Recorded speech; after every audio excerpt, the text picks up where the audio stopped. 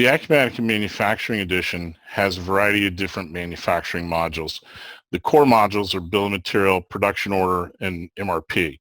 There's a couple of additional modules, one being product configurator, to where you can actually go out and create features and options to where you can have a pick and choose from within the sales orders and within the customer management opportunities screen. So we're going to take a look at the configurator. Within the configuration maintenance screen, you can have different revisions for the configuration. You can have different statuses for the configuration, so you can have it being pending as you're working on it. Once you've approved it, then you change that to active. And then for whatever reason, if you need to make a change to a new revision, or if you no longer want this configuration, you can make that inactive. Also within here, it's attached to a bill of material. Within the bill of material, it's primarily attached to a routing.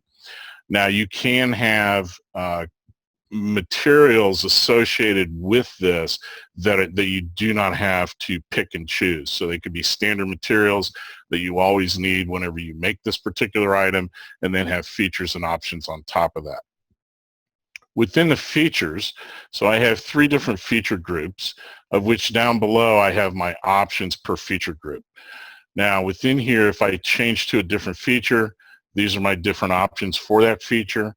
And some of the other things that come into play here are rules. So you can have include and exclude. You can have different formulas set up to where you can extrapolate attributes, which we'll talk about in a minute, but you can do very, very complex formulas as well. So this can be a very simple configurator or a very complex configurator. The formulas are primarily used within dimensional capabilities.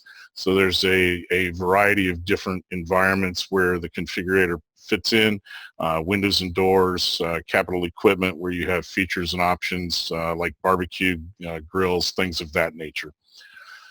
Within the features, you can also set minimum and maximum selections. So as an example, everybody understands a PC. I have 4 different bays that I can choose from to put hard drives in or DVD players, but I have to choose 1 at a minimum, but I can only choose 4 as a maximum. The options down below, these are coming in from inventory. They can be inventoried items or non-inventoried items, non-stock items, I should say. Brings in the description. You can actually, as we talked about, have formulas associated with this. It brings in the unit of measure, and you can specify which operation on that bill of material that you want this particular option to appear on. Again, you can have minimums, maximums, lot quantities as well. You can backflush these materials or issue them, and then you can bring them in from a different warehouse and location as well. You can have additional price factors, so as the configurator rolls up the cost and price, you can have different price factors based on the material. So if one particular option costs $50 more, when I choose that, it's going to add that additional $50 to the price. Within the attributes, these are free-form attributes that you can actually create. And within here, you can make these either required or not. And then you can give default values or not as well. So you'll notice down at the bottom, I have 2. I need to specify a length and a width when I actually go through my choices.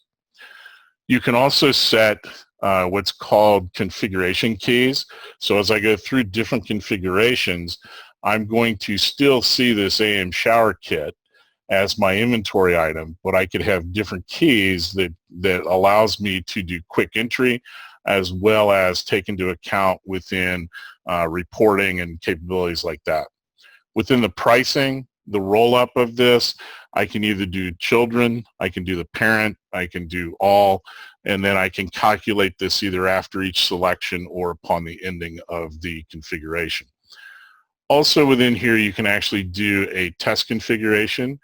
You can set this as a default for this particular item, and then I can also copy different configurations as a starting point. So if I actually go into the test configuration mode, you'll notice that my attributes appear. I'm required to put in my length and width of this particular configuration, and I'm going to put this as 20 by 20, and then I have the capability to do my options. So if you remember when we went through a minute ago, my features and options, so my feature is the shower tray, and I have these options. So I can come in and pick the option. You'll notice that this turned green at the top. So it's run through the rules and it's accepted that as an option. My floor glass, I have the capability to pick two. If I had an include or an exclude on here, if I had based on a prior selection, I need to exclude two additional options within a feature group. I'm only going to see the options that apply.